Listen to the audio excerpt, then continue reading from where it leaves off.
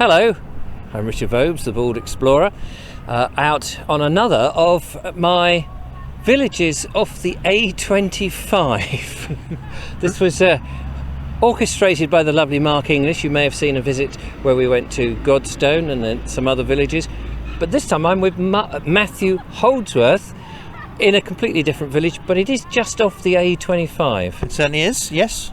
Where are we? We're in Brockham today, which is... Brockham? Yes. Nothing to do with badgers. Right. But I think it's to do with a brook, so the River Mole, which is just to the north. Oh, okay. I hadn't got the association with badgers, but... well, Brock the badger. Oh, Brock, yes. Brock the badger. Means nothing to me, I'm afraid. We are standing in the middle of a village green, just as I did with Mark at Godstone. Yes. Quite a big village green. It is. And you tell me that the spot that we're on, more or less, is where they have the annual bonfire. Yeah, Brockham is very well known for its bonfire, which they will start constructing in a few weeks' time. We're just in September now, so it's a bonfire for November the 5th. Right. And they do probably the best fireworks display in Surrey. But you can get to see this for free if you're clever. Yes, you can go up to the top of Box Hill. Which is sort of behind us. Yes, there. just behind us, yeah. So yeah, so you can see all the fireworks. We shouldn't really say that, but no, we have. It's all for charity, so it's a good thing. I think they do. Yeah. You just pay per car to park it. Now Brockham, I'm just looking around here at some of the wonderful houses on the side here. There's a beautiful collection of different period houses. Yeah. Again, very nice, nicely presented, and one has to say expensive houses, because we're in, what did you call it, the Metropolitan Greenbelt, which is set up, it encircles London. Yes. Around sort of the M25 area, and it was put in after the Second World War to prevent the urban expansion of London further out into the suburbs. Thank God for that. Yeah, I think they'd seen what had happened up towards Wembley in the 1930s, as the Metropolitan line expanded out, and they built thousands and thousands of houses. So as a consequence of that, you don't get, and this is one of the observations I had compared to down in Sussex with some of the villages there, which now have got a lot of the new builds, which do seem that a farmer sells a field and you get all the 700 houses suddenly pop up. You don't get that so much here. No, you'll get some infill in villages, and occasionally they might de-designate a field or something like that, but otherwise this village, especially the centre, is pretty historic. There are some later 20th century council housing estates, but it's not quite the same as, say, some of the villages in Sussex. We are going to go and have a little mull round and see what we can see. We don't know too much about the history of it. Not a great deal. But we're going to have a look at the architecture and just see what's in a Surrey village off the A25. So why not join us? Which way should we go? Should we go that way? Yeah, down to the river? Let's go.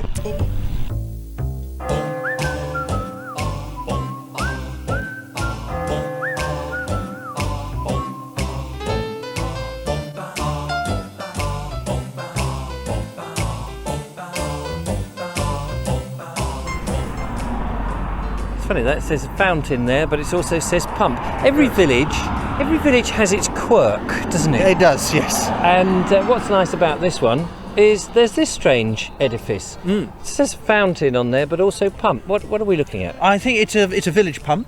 It was erected in memorial of Thomas Hope, who was one of the owners of Deepdean.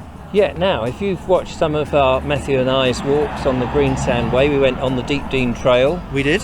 And Thomas Hope was a chap who had a large country estate. That's right, yes, and I think he must have been the sort of son or grandson of the person who built the bigger house, and the memorial that we saw with the sun. Mausoleum. That's the word I was looking for. That's it. Yeah. And so he's taken an interest in this village. Yes, he must have owned much of this village, I think. And at first, when you pass it, it's an unusual looking edifice that's been looked after by the village, according to the blurb there. Yeah. You think it's a well, and effectively it is a well technically, but not a well that you wind and throw a bucket down. No, it's a sort of pumping action. It has a pumping action, although the action doesn't work anymore. No. I've just tried. Yeah. But what a lovely thing to have in a village. It just reminds you that you had to get water from somewhere, but there is other supply of water here. There certainly is, yes, just to the north. We're going to go and have a look at it, shall we? Yeah, let's go. After you. I hope you're enjoying this video. Why not help me make more and become a patron? A small donation really makes all the difference and keeps me out and about producing these magnificent presentations. So go to baldexplorer.com and become a patron today.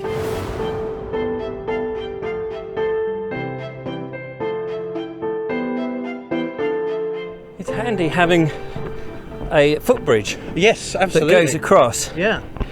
Here. So we've arrived looking at the old bridge. Yes, the Borough Bridge, Yes. as I've now found out its name. There's a plaque just over here. Yes. That tells us it's the Borough Bridge. This is the River Mole. This is the Mole, yep, which rises towards Worth in Crawley, near Crawley, and flows through and eventually reaches the River Thames. Oh, does it? Worth? Yeah. That's the Forest of Worth, or the... That's it, yes, so that sort of area, and Tilgate as well, I think, is one of the wow. headwaters. Yeah, And then it comes down this way. it does, yes. Oh, interesting. So it's a north-flowing... It's a north-flowing river and flows right along. This is called the Vale of Holmesdale. Right, oh, is Yeah, it? which is, so you've got the chalk North Downs up there, and you've got the sandstone hills just to the south. And it flows in between. It's a lovely old bridge. Does the river ever flood? Yes, the river floods quite a lot. It's quite notorious for flooding. Oh, right. Yeah. And it gets obviously quite high then. Yes, it's got so high that this river is the bridge is sometimes closed, and actually got nearly swept away back in the 60s. Oh, blimey. Yes, and I think the old footbridge here was swept away, and they built this one in the 90s to replace it. Gosh. But nice to have the River Mole flooding, not flooding. Lovely to have it flooding. Lovely to have it flooding. Yeah. Running Yes, past your village. Absolutely. Most of the time it's lovely and sedate, and you could go for a paddle in it. It's we're not far from the stepping stones, which we've done a video at as well. We've done a video at Box Hill. Yeah. Should we go back into the village? Let's go back to the village. Here's a nice bench. Oh. There we are. Rest our weary feet. Not that we've really You walked very far, have we? No. not yet. Matthew, it is a very idyllic place to live. It is, yes. And exquisite with the houses and the hung tile, the brick and the timber. Very quintessential. It is quintessential. Yep. I mean, if you're thinking of an English village, a Miss Marple type of a village, that almost time has forgotten. Yes. I think you can look at old photos of here, and it looks very much the same. Apart from the cars. Apart from the cars, Today, there's a lot of cars. There's a lot of cars. And I don't know how indicative that is of the village, because obviously I don't live here. No. But we just walked up a nice little stretch over here, looking at some of these wonderful houses. I mean, that hanging tiles and stuff is very quintessential. Using that word again. Yep. Surrey and Sussex. It is. Yeah. This is very much the sort of Surrey vernacular that we try and replicate. So I'm a planner, so when people come in and they try and design something, we quite often want it in a Surrey vernacular. So you do get quite a lot of tile hanging in the new developments still, right, as an idea, and steep sloping roofs as well. Ah, A picture at least 48 degrees. is that's to get rid of snow and It was rain? just the way that they were designed. Clay tiles, proper clay tiles, need a steep pitch. Oh, otherwise Steep they pitch don't roof. hang. Well, they don't sit on the Sit roof right, well. yeah. You can get away with it slate roofs and sort of the other sort of tiles that you can get. Yes, because they're much, can get much thinner shallower. and Yep. yeah. But it is a lovely village, and you know, you can walk around and look at these wonderful houses and just sort of look at your bank balance and realise you can't possibly afford to live here or whatever. I'm sure there's a lovely community and people know each other. At the centre, pubs. There's a couple of pubs here. There's a couple of pubs, yep. And also an interesting and relatively new church. Yes, there is. Yes, the Victorian Church. I think we should go and examine that next. Yeah, let's go and have a look. Gosh. It's a very high ceiling nave. It is. Quite narrow. But yeah, it's quite narrow. So this is a cruciform church. It's a isn't it? cruciform church, yes. Early Victorian. Yes, we said that it wasn't terribly old. No. So there wasn't a church here at all before that? No, people used to have to go and worship at the church in Betchworth, which is quite a large medieval church. How far is that then? It's about a mile and a half from here. Oh, okay. So yeah, there'd obviously been some, a village here for quite some time. And it was Thomas Hope again of Deepdean who provided the money. Oh, the benefactor. For the benefactor, yes, to provide the church. And this opened here in 1847.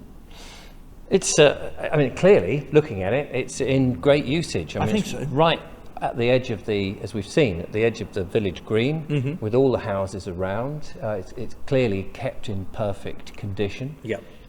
An amazing organ. The organ is fascinating to me, someone who sings in a choir. It doesn't have an organ case.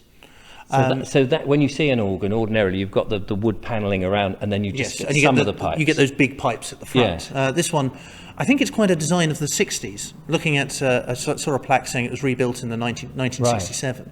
But to have almost all the pipes on display, or as many as they can fit on display. So you've got some of the tiny little ones at the front. Absolutely, it's amazing, isn't it? So, I've never seen anything like it. No, it'll probably make quite a big noise because it's not kept behind a case. And then to operate is a completely separate place. Yes, over there, which will be interesting for the choir as well, because the choir are just behind us. Yes. You've got the organ is on one side and the organist is on the other. Oh, right. And there's always a slight delay. Yes. I know it's quite a small building. Because it's air pumping through there as well. Yeah. Oh, that's interesting. Behind the altar, you've got this very beautiful carving of the Last Supper. And being a carving, it's in 3D, yes, of course. And it's beautifully depicted with the table and a few people on our side, as it were. Yeah. And then the majority of the diners on the other side. Yeah, which is quite unusual, really, because the famous paintings always seem to show everybody on the other side. Yes. So it's quite nice to actually see some people sat on the other side of the table. It's a very lovely church. Well, Matthew. Well, Richard. That's a very interesting church. It was, wasn't it? It's a very interesting village, actually. Thank you so much for taking me. No problem. But, as ever, time has beaten us. It has. But I know that there are more villages on the A25. There certainly are. And of course, all of Surrey, really, to look at. Yes. Which will be great. But it's getting a bit noisy here now. So all of a sudden. All of a sudden. So we're going to end it there. Thank you so much for watching. Don't forget to follow, like, subscribe, become a patron. All of those things help us make some more videos. Yep. But from Christchurch, as you say, it was Christchurch, Brockham. Christchurch, Brockham. Thank you so much, Matthew. No problem. And join us again on another one. Until then, bye-bye. Bye-bye. Bye-bye.